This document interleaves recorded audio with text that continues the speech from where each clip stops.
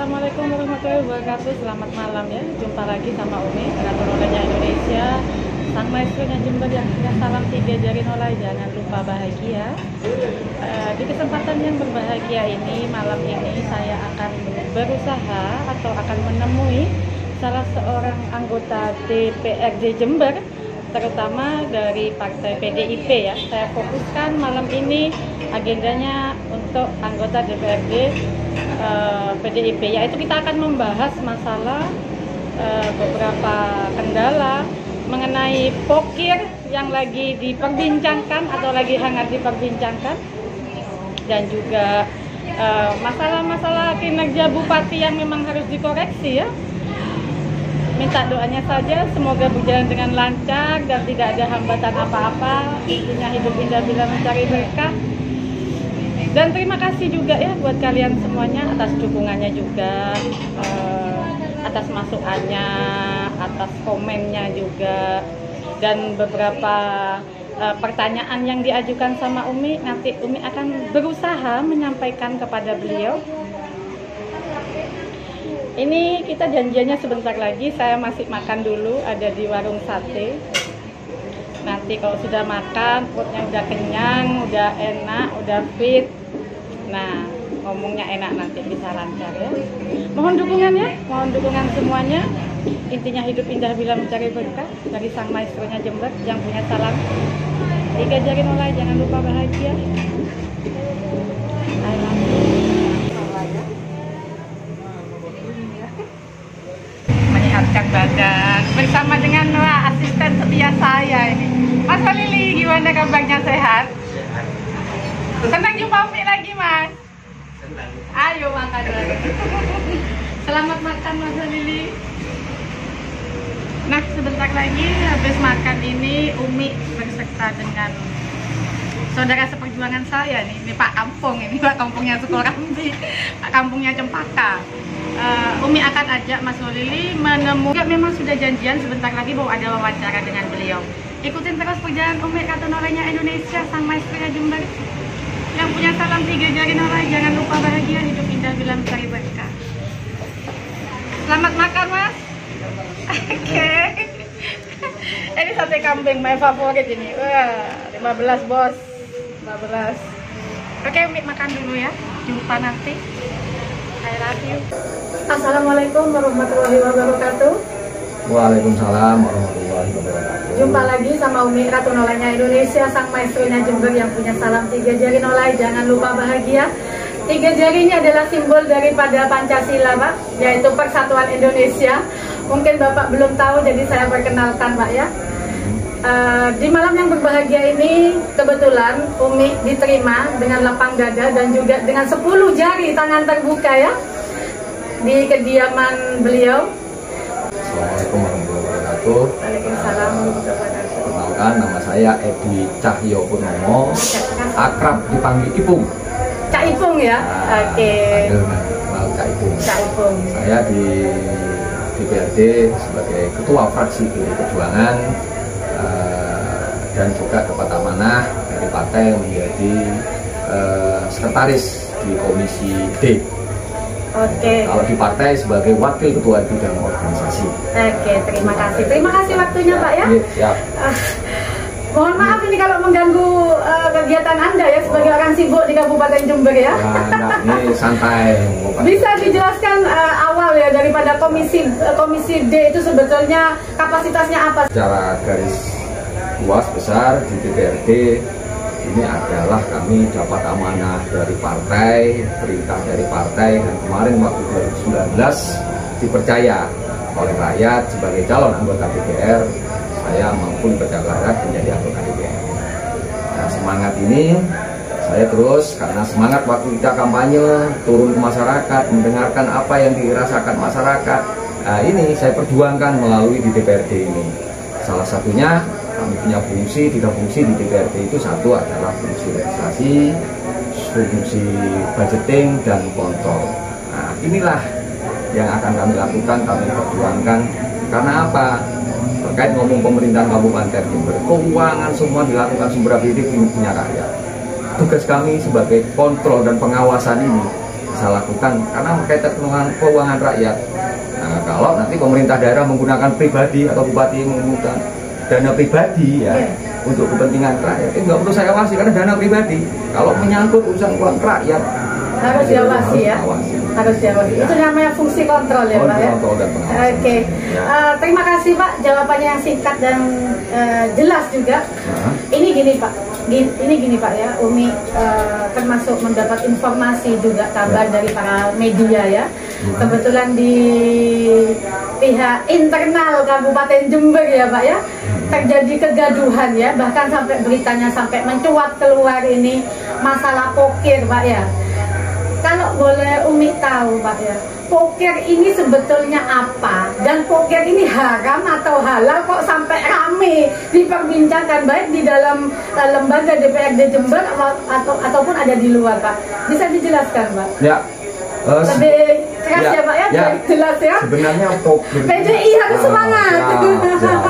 Sebenarnya pokir ini adalah sesuatu hal yang bukan yang menakutkan, barang yang tidak haram. Karena apa? Ini yang memang melekat di DPRD karena sudah diatur di dalam undang-undang. Contoh di pasal 78 ayat 3, juga Permen Mendagri 86 2017. Diperkuat lagi terkait serap aspirasi ya, nomor 16 tahun 2010. Ya sebenarnya pokir ini sama dibanding dengan yang dilakukan di tingkat desa atau kelurahan. Kalau di tingkat kelurahan namanya itu musrenbang, yaitu usulan-usulan yang dari masyarakat. Di situ dirapatkan, ditampung semua di sana. Nah, dirapatkan namanya musrenbang yang dihadiri oleh tokoh-tokoh masyarakat, RT dan masyarakat terlibat di situ. Jadi banyak usulan-usulan masyarakat itu. Di dalam rapat musrenbang itu merumuskan mana yang prioritas. Nah, itu yang akan didahulukan tentang program-program atau kegiatan misalkan jalan, urusan ekonomi, gitu. Nah, dan ini tentang pokir ini sama yang melekat di DPRD yang sesuai dengan undang-undang ini sama. Kami menampung aspirasi masyarakat, menerima masukan masyarakat melalui apa? Yaitu reses serap aspirasi. Itu diatur di Permendagri nomor 16 tahun 2010 tentang Dewan mempunyai saran dan pendapat yang serupa yang melalui pokok-pokok pikiran itu. Dan tugas kami hanya menampung,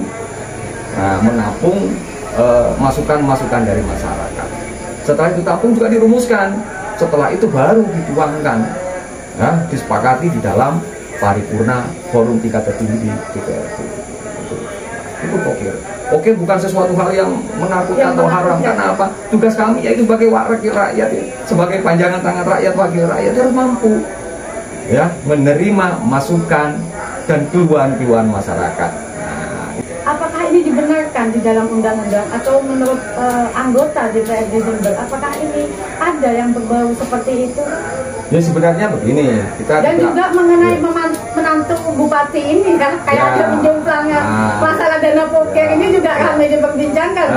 Ternyata begini, karena begini, yang saya sampaikan tadi, setelah kita mampu menampung aspirasi dan menerima masukan-masukan dari masyarakat, jadi kita tuangkan di dalam sistem, karena sekarang harus setiap program-program semua usulan-usulan itu ini harus masuk di dalam sistem informasi pembangunan daerah atau SPD. Jadi masukan usulan masyarakat itu ditampung di sana, dimasukkan di sana. Nah begitu. Nah setelah itu kita cek waktu itu, setelah berjalan proses ini usulan-usulan masyarakat. Nah, itu sebelum itu kan ada kesepakatan dengan pemerintah tentang usulan-usulan dari teman-teman anggota. Nah, waktu itu. Besarannya dengan besarannya sudah ditentukan, kurang lebih 1 sampai 2 miliar kan kemarin dari teman-teman. Itu dalam bentuk usulan. Pokir ini begini, pokir ini bentuk pokok-pokok pikiran ini, menampung pikiran-pikiran dari masyarakat, ini namanya pokir. Serap aspirasi sama dengan musrenbang.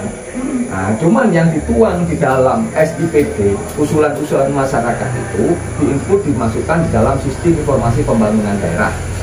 Nah, setelah itu ada petugas yang dari Sekwan, yaitu memverifikasi dari usulan-usulan teman-teman semua ini. Nah, misalkan dari teman-teman 10 sampai 15 titik kegiatan itu diinput, dimasukkan itu. Setelah itu ada tim verifikasi dari pemerintah kabupaten juga, Sekwan juga memverifikasi terkait kelengkapan administrasi usulan-usulan melalui bentuk proposal atau apa itu. Setelah itu diverifikasi oleh pemerintah kabupaten. Nah, setelah tertuang di situ, ini yang tidak meratanya. Iya, tidak sesuai, ya? ketidakadilan ini. Nah, ini karena apa? Ini yang membuat ketimpangan kemarin. Teman-teman mulai bertanya-tanya bahwa kok punya saya kok cuman oleh saya ini, sing lain kok saya ini. Nah, ini yang kemarin karena apa? DPRD punya hak yang sama, harus sama rata. Jadi kalau anggota DPRD itu teriak-teriak masalah Poke, memperjuangkan Poke, itu berarti benar, termasuk memperjuangkan hak-hak konstituennya. Betul, itu betul, ya Pak ya, kira-kira begitu lah ya Pak, tapi betul ya. Betul. Oke. Terus kalau ada anggaran yang tidak sesuai, menurut Anda bagaimana? Apakah ini memang sudah direncanakan? Apa ini mungkin berbau termasuk nepotisme? Dan juga saya melihat ada beberapa anggota DPRD di situ mempunyai kuota yang kuotanya memang luar biasa, di atas ketua DPR atau wakil ketua DPRD Jember. Menurut pendapat Anda, apakah ini berbau nepotisme karena ini berhubungan dengan keluarga dekat Bupati Jember tentunya Pak? Oh ya, nah, jadi ini harus dijawab Pak ya. Betul, saya jawab. Jadi karena apa? Ya ini yang membuat kemarin kekisruhan dari teman-teman karena tidak sama itu. Jadi usulan-usulan dari yang ditampung oleh masa tidak sama, besarannya tidak sama, titik kegiatannya walaupun berbeda tapi jumlah paketnya juga tidak sama Pak ya. Ini usulan yang membuat kemarin ada satu sisi yang atas yang saya jenengan sebutkan tadi jumlahnya melonjak luar biasa. Yang satu ini dapat hanya sekian, yang bawa paling sedikit bahkan sama sekali cuma hanya satu dua. Gitu. Apakah ini dibenarkan Pak di dalam undang-undang? Ataukah ini melanggar undang-undang Pak? Nah, kalau pokok pikir misalkan saya, mengusulkan di jatah misalkan 10-10, bagi teman-teman tidak mengusulkan atau satu tidak apa-apa, tidak masalah. Nah, cuman ketika teman-teman mengusulkan 10, maling tidak terima hanya 1 dan 2, ini akan bentuk protes. Ada apa? Terjadi jomblangannya itu? Kenapa? Ketika misalkan di wilayah saya ada jalan yang diusulkan sudah dengan saya, ternyata setelah diinput, dicek, diverifikasi oleh dinas, ternyata itu tidak masuk. Nah, ini kan bertanya masyarakat, oh kenapa kok ini tidak bisa masuk? Nah, ini yang kemarin jadi kegaduhan nih teman-teman. Sedangkan dicek di dalam hasil verifikasi dari pemerintah daerah, dari Bapekap dan OPD kemarin ketika dicek banyak usulan-usulan teman-teman yang banyak tidak terakomodir di situ. Inilah kemarin yang jadi perdebatan. Oke, apakah bisa kayak Bupati mengusulkan atau memberi sesuatu paket di dalam anggota DPRD Pak? Apakah bisa Bupati maksudnya memprioritaskan lah, ibaratnya kita ngomong sebagai sampel ya, sebagai sampel menantu Bupati kita mendapatkan kuota terbanyak, apakah bisa Bupati mengusulkan seperti itu atau mengambil kebijakan atau memberi keputusan Pak? Sedangkan Bupati ini hanya pelaksana di lapangan dan yang menentukan anggaran semua DPRD Jember. Apakah bisa Pak? Nah, DPRD bukan pelaksana, atau tugas DPRD hanya mengusulkan. Iya. Tim verifikasi dari pemerintah. Nah, yang di atasnya lagi adalah bupati. Nah, ini yang belum dijawab oleh pemerintah. Ya, ini saya bertanya kepada Anda. Ini sampai sekarang juga saya bertanya. Sama-sama bertanya. Kenapa Bupati punya kapasitas memberikan kuota terbanyak kepada menantu kesayangan ya? Makanya dari asas ketidakadilan situ tidak sama. Ini termasuk asas ketidakadilan Pak? Dari keluarga atau kelompoknya dapat sekian, sedangkan teman-temannya ini yang kami tanyakan kepada pemerintah. Apakah ini berbau nepotisme Pak? Saya tidak terlalu begitu, tapi ada unsur begini menurut kami, karena kekisruhan di sini bupati, bupati, ini bupati dan pemerintah daerah dalam hal ini tidak bijak karena tidak sama dan sampai sekarang tidak ada jawaban dari pemerintah daerah dengan kekisruhan yang kemarin. Ini saya menganggap ini ada sesuatu hal kekisruhannya antara teman anggota DPR. Nah, ini saya bukan menduga tapi akhirnya meyakini ada kemungkinan ini pemerintah daerah, bupati dalam hal ini ada semacam konflik memang dibiarkan. Cara-cara ini nggak benar kan? Karena cara-cara begini, kalau ini cara-cara ini peninggalan zaman Belanda dulu. Zaman kolonial dulu ya, zaman lama ya. Yaitu konflik adu domba ini yang dilakukan, sehingga kekisruhan ini. Apakah menurut Anda saat ini dalam pemerintahan Bupati Hendy ada unsur adu domba seperti itu? Bahkan ada termasuk salah satu anggota DPRD Jember bahwa mengeluarkan statement kepada para media kalau DPRD yang keluar-keluar masalah kuotanya kurang itu kayak gembreng logur atau apalah. Menurut Anda bagaimana sebagai PDI Perjuangan? Kata-kata seperti itu apakah pantas diucapkan anggota DPR kita, Pak? Ya.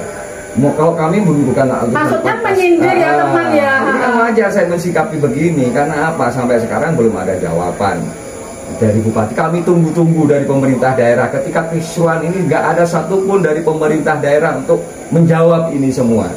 Terjadi kisruhan di dalam tubuh di internal DPRD. Berarti termasuk ada pembiaran saat ini, Pak? Iya, karena apa? Yaitu karena apa? Tidak ratanya pembagian ini yang diterima oleh teman-teman nanti. Makanya ini saya akan mengatakan, menurut saya bukan artian terus kasar menyampaikan ini, memang dibiarkan konflik ini di internal DPRD gitu, agar menjadi bola panas mungkin yang menggelinding kemana-mana. Ini cara-cara yang dilakukan yaitu, saya mau maaf, cara-cara ini yang dilakukan oleh zaman-zaman kolonial Belanda itu ya. Menurut Anda salah ya? Adu domba gini. Salah ya?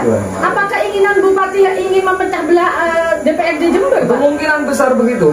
Kemungkinan besar begitu. Anda punya insting ke situ ya? Iya, karena apa yang diterima oleh teman-teman. Manfaatnya apa, Pak, kalau boleh saya tahu, Pak? Wah, ini sangat membahayakan. Konflik ini kalau masalah intern ya. Bupati dalam hal ini sebagai kepala daerah yang punya tanggung jawab sebagai pengguna anggaran juga mampu harus meredam situasi ini. Kalau ingin Jember ke depan lebih baik. Iya, karena apa? DPRD dan Bupati pemerintahan ini satu, ibaratkan suami istri. Suami istri harus bagian dalam pemerintahan dari Jember. Pemerintahan Kabupaten Jember adalah Bupati, pemerintah daerah dan DPRD. Ini harus selaras. Nah, kalau dalam hal ini pemerintah tidak mampu, nah ini kapan, bagaimana kalian ngurusi rakyat? Ya, sampai sekarang. Nah, maka baru diuji kemampuan sebagai jiwa kepemimpinan seorang bupati, kepala daerah dalam hal kepemimpinan. Waktu kegaduhan masalah poker ini, apakah pihak DPRD Jember sudah memanggil bupati minimal bawahannya atau sekretaris daerahnya atau anggota-anggota di bawahnya bupati untuk dimintai keterangan, Pak? Ya, komunikasi ini sudah dilakukan karena ini kewenangan adalah pimpinan DPRD untuk komunikasi dengan bupati. Komisi Anda tentunya ya? Bukan, Komisi D kan pimpinan ini di DPRD ada 4 pimpinan. Ada 4 pimpinan. Nah, ini kami tidak bisa berdiri sendiri terus setiap anggota nanti akan komunikasi dengan pemerintah. Nah, kan di sini ada pemerintahan, 4 pimpinan nanti akan mengkomunikasi dengan bupati. Ini sudah dilakukan. Nah, cuman hasil sampai sekarang ini belum tahu apa hasilnya. Nah, setelah dengan kekisruhan kemarin tentang pokir-pokir ini kan, nah ini kami menunggu sampai sekarang. Apa mungkin pimpinan tidak berani memanggil bupati kita karena memang sudah ada main dan sama bupati kita kan nggak tahu, kita cuma hanya bisa menduga-duga. Menurut pendapat Anda bagaimana, ya, Pak? Kalau saya dengan pimpinan tetap punya keyakinan positif baik karena pimpinan dalam arti ketua DPR dan wakil DPR tentunya, Pak ya? DPR, bukan ya. Pimpinan dari partai Anda tentunya. Ya, saya berharap itu pimpinan segera melakukan itu.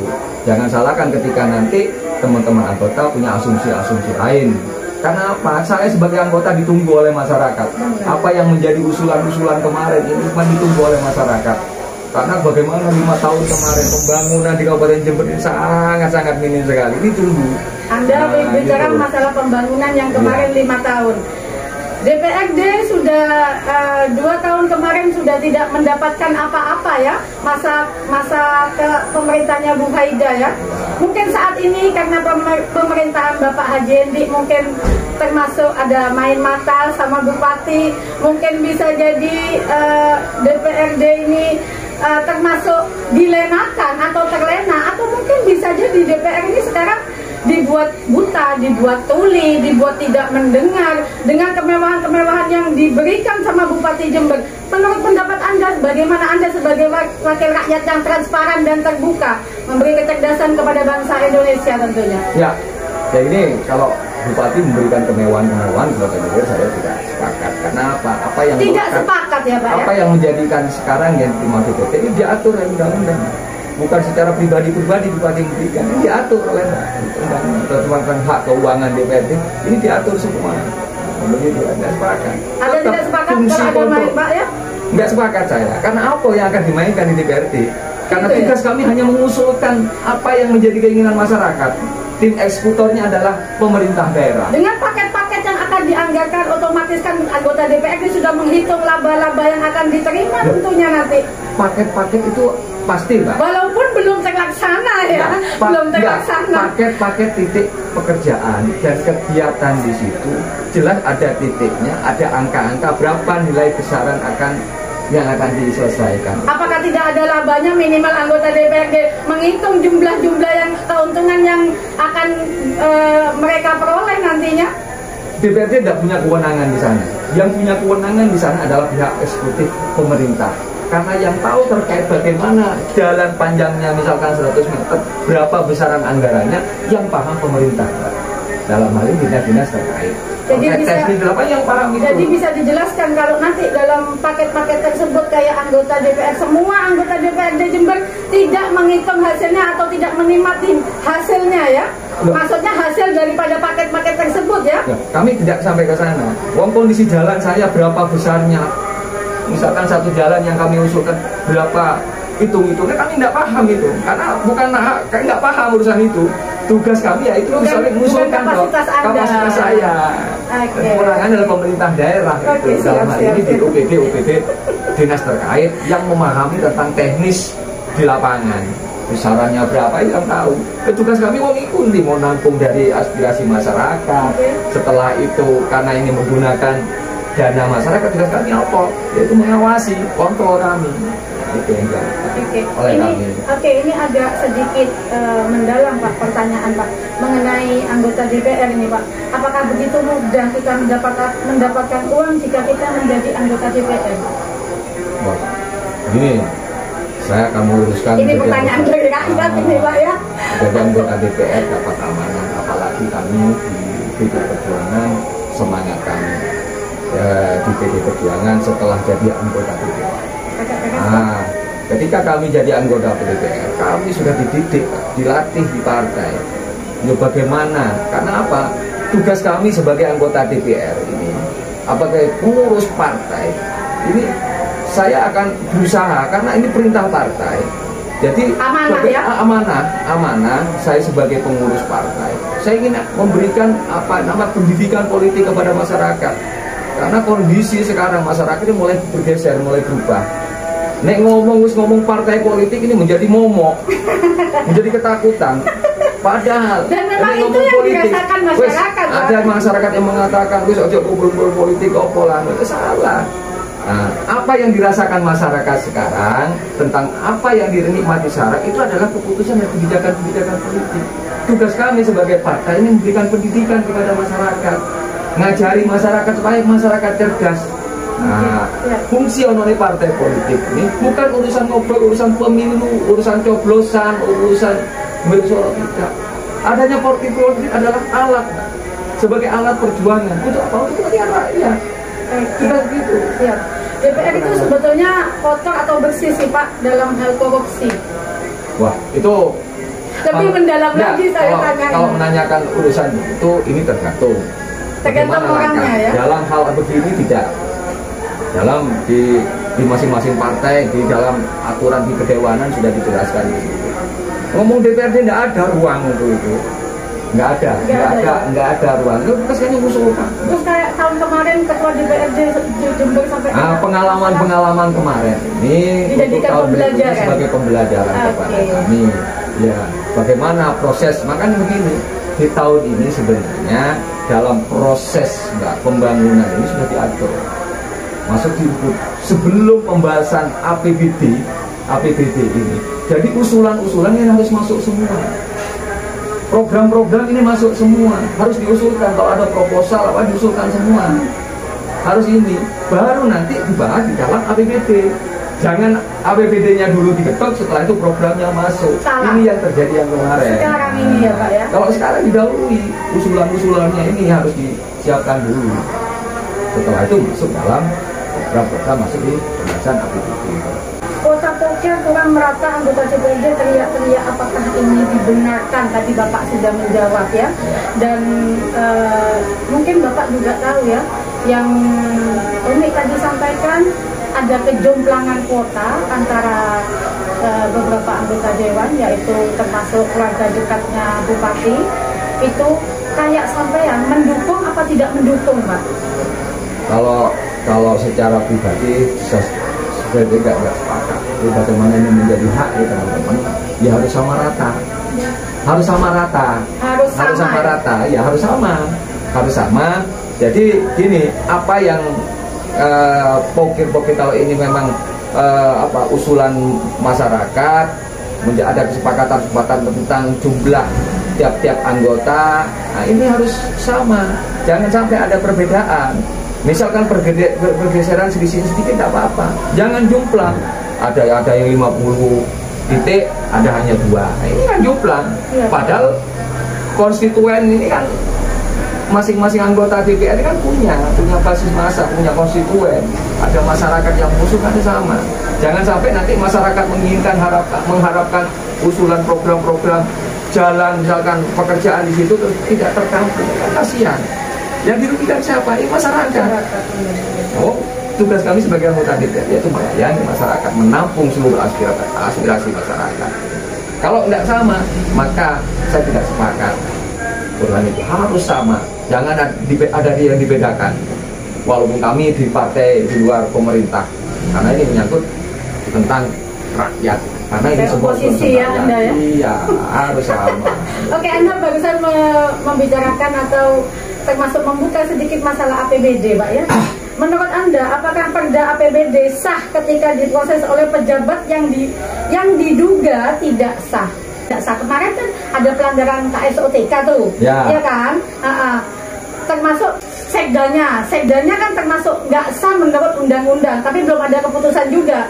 Dan menurut sampean Pak, Anda sebagai termasuk oposisi lah, dari oposisi Bupati, menurut Anda apakah perda APBD itu sah ketika diproses oleh pejabat yang diduga tidak sah? Ya, kalau namanya pejabat itu tidak sah, pejabatnya ilegal, apapun yang dibahas pasti secara hukum tidak sah.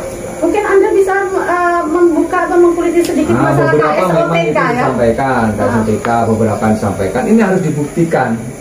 Beberapa kemarin ketika saya sampaikan ketika paripurna tentang salah satu kemarin Bupati melakukan pergeseran pejabat, ya, ini pejabat di aturan di undang-undang pemilu kada bahwa Bupati bisa menggeser atau mengganti ini setelah 6 bulan. Nah, ini kemarin dilakukan. Ini selalu saya pertanyakan. Tugas kami hanya ngontrol dan ngawasi. Iya, benar. Nah, kalau ini tetap dilakukan oleh Bupati, ya biarkan. Tapi kami akan melaporkan nanti. Apa tidak ada teguran dari DPRD, Pak? Ya, sering, karena ruang kami dalam ketika rapat-rapat, salah satu ketika paripurna. Itu saya sampaikan di dalam pandangan umum fraksi. Apa sudah memanggil Bupati? Waktu itu Pak Bupati hadir. Oh, hadir. Dalam paripurna saya sampaikan. Gimana kabarnya ya? Ini dalam paripurna tentang pembahasan Anda ini. Dalam pembahasan saya tuangkan. Terus tanggapan Bupati kita gimana, Pak? Ya dijawab Bupati hal-hal yang begitu menurut kami kurang jawaban normatif sebenarnya. Ini kan harus dijawab betul. Kalau tidak nanti akan kami lakukan. Nah, kalau ini masih pelanggaran ini dilakukan, jangan salahkan ketika DPRD nanti melaporkan kepada pemerintah di atasnya, gubernur atau Mendagri. Karena yang punya kewenangan ketika Bupati melakukan pelanggaran adalah pemerintah di atasnya, gubernur dan Mendagri. Beberapa pelanggaran yang sudah Bupati kita lakukan, ya kan? Mulai dari pelanggaran pemilu, pelanggaran KSOTK dan banyak lagi pelanggaran yang lainnya. Menurut Anda bagaimana, Pak? Banyak sekali pelanggaran. Contoh kemarin dalam pembahasan di tahun 2021 tentang di perubahan di PAPBD. Nah, bukan RPJMD bukan ya? PAPBD Mbak. Oh, Tahun APBD-nya, 2021. oke. PAPBD ini PAPBD ini kan kalau nggak salah berakhir pada tanggal, kalau saya ingat 27 November kalau nggak salah waktu itu. 1 bulan sebelum masa berakhirnya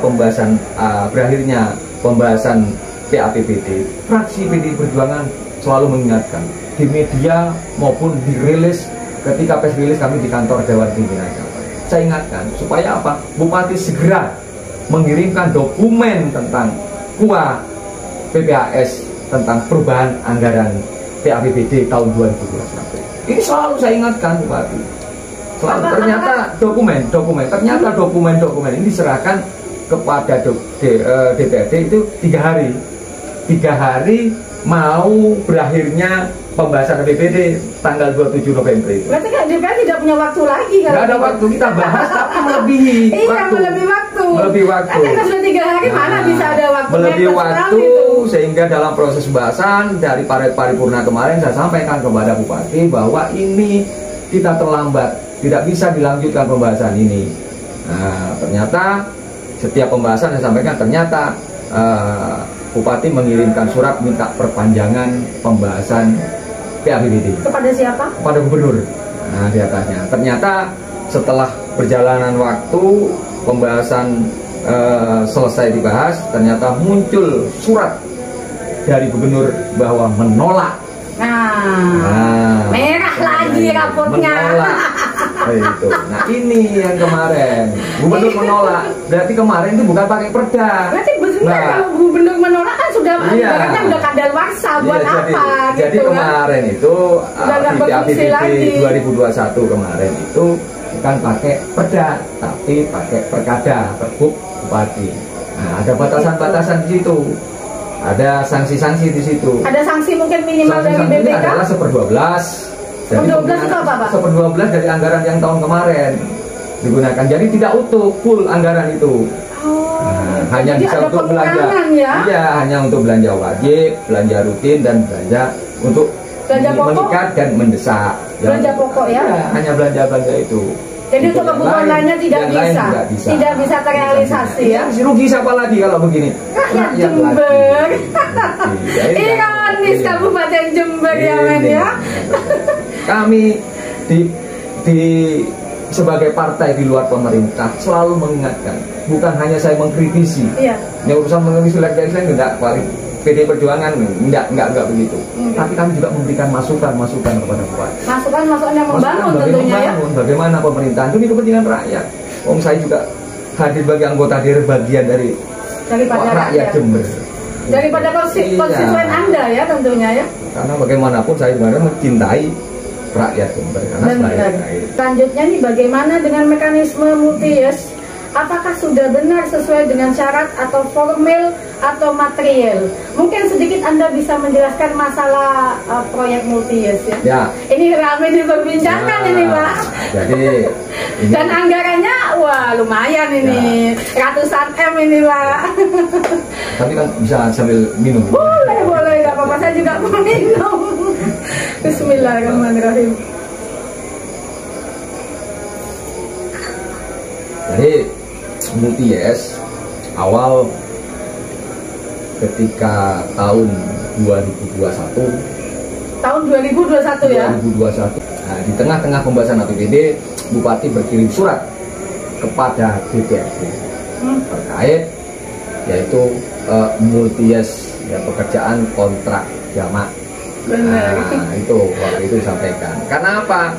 Waktu itu saya apresiasi kepada Bupati waktu itu dengan semangat ingin melaksanakan pembangunan karena ada sekian jalan, ada 1080 km jalan ini yang rusak.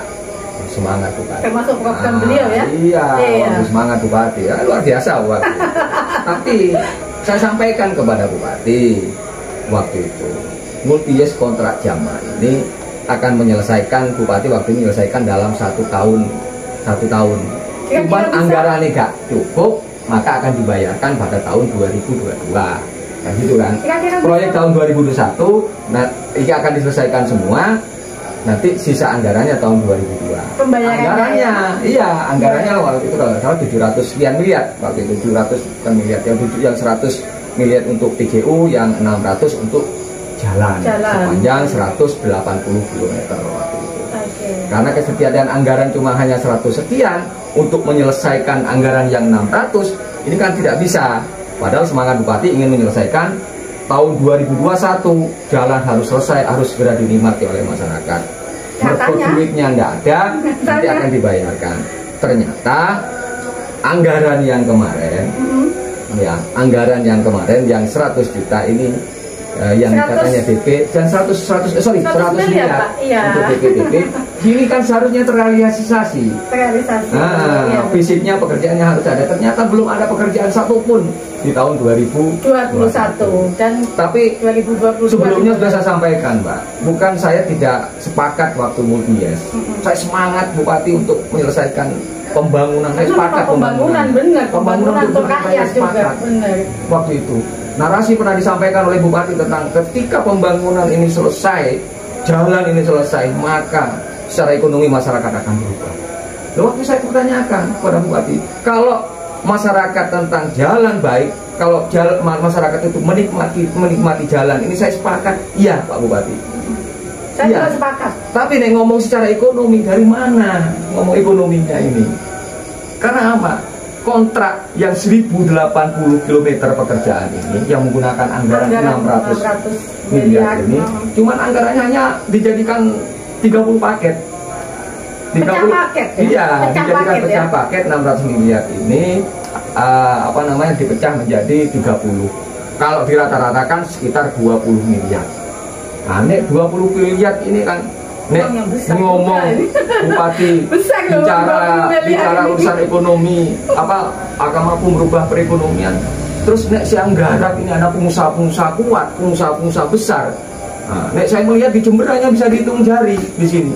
Dari 30 paket ini. Karena anggarannya besar. Anggaran besar. Siapa yang punya uang besar 20 miliar ini? Orang luar Jember tentunya. Kalau orang Jember nggak mungkin. Orang-orang di luar Kabupaten Jember mengenakan orang lain ini, nggak mengenakan rakyat Jember lagi. Kalau semangat Bupati tentang pembangunan jalan itu kan kemarin semangatnya luar biasa.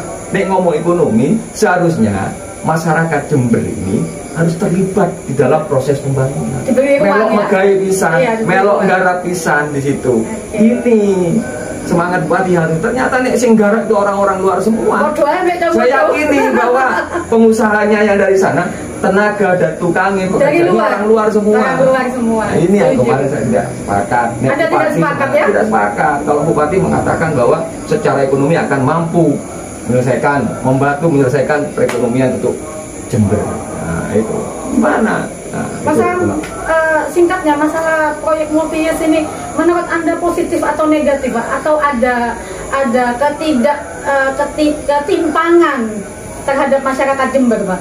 Ya, kalau pembangunannya saya sepakat. Pembangunannya saja. Atau hanya idenya saja yang sepakat? Sepakat saya. Ya? Cuman ketika Bupati ngomong multi-yes ini kan ada sesuatu hal yang mendesak. Emergensi ya? Iya, mendesak, masyarakat membutuhkan karena jalannya kerumitannya luar biasa, kerusakannya luar biasa, bisa dilakukan begitu. Nah itu, ini biasa. Coba pengalaman yang kemarin di CSG, nah itu multi-yes juga. Di situ di multi-yes menggunakan tahun anggaran 1 titik pekerjaan. Ini bangun jalan ini banyak titik, Mbak, terpisah-pisah. Benar. Nah ini kemarin protes kami terhadap pemerintah. Anda sudah protes ya? Di dalam setiap pandangan-pandangan umum saya sampaikan dari media. Banyak sekali berarti Anda protes atas kinerja Bupati yang salah saat ini tentunya. Saya mengingatkan kepada Bupati, semakin kritik juga saya memberi masukan Bupati. Kenapa pembangunan yang 1080 km ini disesuaikan dengan adanya anggaran? Dibangun bertahap. Benar. Misalkan tahun 2012 itu ada uang 100 miliar. Udah kerjain itu aja. Benar. Nah, itu seharusnya masyarakat atau pengusaha-pengusaha lokal, pengusaha-pengusaha yang dari sini dilibatkan dalam situ. Nah, ketika pengusaha-pengusaha lokal yang menggarap, otomatis pekerjaannya kan orang-orang akan menyerap orang Jember tenaga juga. kerja, ekonomi akan jalan. Pengangguran berkurang. Kenapa nggak ya, Pak, ya? dilakukan? Jangan tergesa-gesa. Sebenarnya kalau ini bertahap, saya yakin ini akan mampu terselesaikan dalam 2 tahun ini. Sebetulnya PDIP ini sangat cemerlang sekali idenya. Kenapa tidak diserap sama bupati kita? Why? Ya, Why? itu. Saya nggak paham ada apa dengan Ada apa dengan bupati kita? Oke Pak, terima kasih masukannya yang luar biasa. Ini masih berhubungan dengan proyek Pak. Menurut Anda pecah proyek dalam satu titik objek, ini ada kan pecah proyek dalam satu titik. Saya ambil contoh masalah pendopo kemarin kan ada ya tangga di atas dan tangga di bawah itu kok bisa dipecah, kok tidak jadi satu, itu sebagai contoh saja Pak. Tapi pertanyaan saya begini Pak, menurut Anda pecah proyek dalam satu titik objek, apalagi dengan pengaturan nilai yang seragam, apakah itu sudah benar ataukah salah Pak? Ya, itu dalam suatu pekerjaan, dalam satu titik pekerjaan dipecah-pecah. Ini secara aturan, secara yang paham dari dinas. Tapi menurut kami itu tidak hal jadi masalah. Nah, tidak jadi masalah ya Pak ya? Jangan, nggak masalah ya sebenarnya. Cuman bagaimana mengatur gitu. Dalam satu tempat misalkan ini membutuhkan pekerjaan. Ini guys, ini yang garap. Di ruangan ini yang garap. Ya tidak masalah. Cuman jangan sampai terjadi terus semangat bupati kemarin yang rame di pendopo itu kan lingkup kecil. Ya. 3,7 M, Pak. 3,7 L menyampaikan bahwa semangat akan memberikan kepada pengusaha-pengusaha supaya berasaskan keadilan dan garap iso kerja kabeh. Nyatanya gimana, Pak? Kok urusan yang cilik-cilik sing dibagi. Nah, yang kecil-kecil yang dibagi. Kenapa yang besar itu yang 600 miliar itu kok hanya dipecah hanya sedikit 30 paket? Seharusnya itu. Kok jangan yang kecil begitu kan? Kalau bupati ingin semangatnya memikirkan pengusaha-pengusaha kecil, pengusaha-pengusaha lokal. Nah itu kan, kalau semangatnya begitu, sing cilik iki ditumtum sing gede. Dan bahasanya kata orang masyarakat sing gede, cuman dianu dewe. Nah ini gitu. Nah ini saya memberikan kritis kepada bupati, kalau ingin ekonomi jalan, mari pengusaha-pengusaha lokal ini dilibatkan dalam proses pembangunan ini. Jangan hanya orang-orang tertentu aja, jangan hanya orang-orang ya teman dekat aja, jangan sampai begitu. Pikirkan bagaimana pengusaha lokal. Ketika pengusaha ekonominya mampu, saya yakin Pak, di bawah ini mampu nanti 4 tahun akan bangkit lah istilahnya. Lagi, iya. Apalagi masa-masa pandemi. Tetap kami di DPRD selalu ingin bersinergi karena tugas kami sebagai anggota DPR, wakil rakyat, ingin semangat kami dengan teman-teman khususnya di fraksi PD Perjuangan dengan fraksi-fraksi lain ingin bersinergi dengan bupati. Jangan sampai semangat kami ini dikhianati. Komunikasi kurang baik. Ingin kami menjalin komunikasi dengan bupati. Ingin kami, karena apa? Kepentingan untuk kepentingan rakyat Jember. Rakyat Jember ini kan jangan sampai dikhianati. Janji-janji bupati ketika pemilu kemarin, bagaimana akan mampu menyelesaikan perekonomian, ini harus bersinergi. Kalau ini sudah kurang sinergi dengan saya akan dirugikan rakyat. Salah satu yang bludak itu kemarin, ini yang jadi ramai karena komunikasi bupati dengan kita sangat minim dan kurang sekali. Sehingga kemarin yang bludak urusan pokir-pokir. Iya. Sebenarnya kalau dibahas ini lama sekali dan panjang. Tetap PD Perjuangan akan memperjuangkan. Ya, PD Perjuangan kami walaupun satu-satunya fraksi yang berada di luar pemerintahan, kami akan terus berjuang untuk kepentingan rakyat. Kami akan terus mengawal apa aspirasi rakyat, mengawal APBD uang rakyat ini. Tetap kami walaupun kami di luar pemerintah atau oposisi ya, walaupun kata kerennya itu oposisi. Nah, tetap kami akan memberikan kritikan kepada bupati, juga akan memberikan masukan kepada bupati untuk kepentingan rakyat Jember yang saya cintai. Wah, terima kasih. Oke Pak, terima kasih waktunya sudah ngasih informasi yang luar biasa. Saya doakan mudah-mudahan PDIP terus berjuang dan sukses ya, membela kebenaran. Amin. Tentunya Siap, untuk siap. rakyat Indonesia ya, dan juga ya. mencerdaskan kehidupan bangsa Ya, Pak, ya. itu semangat kami, semangat ketua umum kami, semangat kawan. Ya. Alhamdulillah bincang-bincang santai kita sudah selesai dan alhamdulillah juga berjalan dengan lancar bersama Bapak Ipung atau Bapak Edi Cahyo Purnomo ya, termasuk daripada anggota DPRD kita Komisi D dari Partai PDIP Perjuangan yang memperjuangkan aspirasi rakyat, tentunya buat keinginan rakyat Jember menuju Jember yang lebih baik, lebih transparan, lebih jujur juga, dan insya Allah menjadikan Jember lebih realistis lagi ya ke depannya ya. Semoga saja bincang-bincang ini mendapatkan ridho dari Allah, mendapatkan hikmah, juga mendapatkan pencerahan buat kalian yang menjalankan tugas sebagai terutama wakil rakyat dan juga terutama lagi Bapak Bupati kita. Semoga masukan daripada Bapak Cahyo akan menambah ilmu kita dan akan menjadikan kita manusia-manusia yang lebih kritis lagi, lebih cerdas lagi, tentunya demi kemaslahatan dan juga demi Jember yang lebih sukses lagi. Gitu aja bincang-bincang Umi, sang maestronya Jember, Ratu Nolainya Indonesia, yang punya salam 3 jari nolai, jangan lupa bahagia, hidup indah bila mencari berkah. Selamat menunaikan ibadah puasa. Insya Allah amal ibadah kita diterima sama Allah. Amin, amin ya robbal alamin. Assalamualaikum warahmatullahi wabarakatuh. Sampai jumpa di channel selanjutnya. I love you. Bye bye.